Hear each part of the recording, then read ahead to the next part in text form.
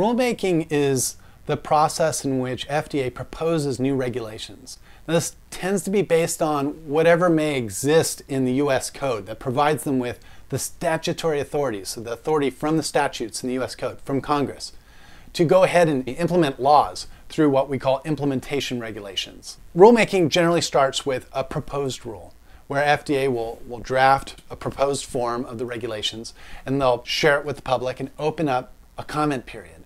During that comment period, industry and other stakeholders, like local and state regulators, for example, can go ahead and provide feedback or ask questions, in other words.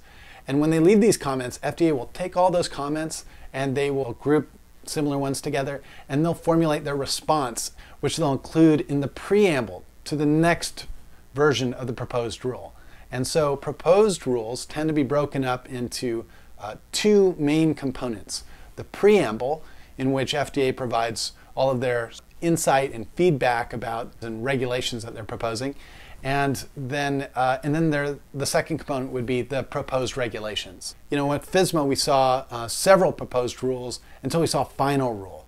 The final rule is what then amends the Code of Federal Regulations, the CFR, and it amends the CFR with the final form of the proposed regulations.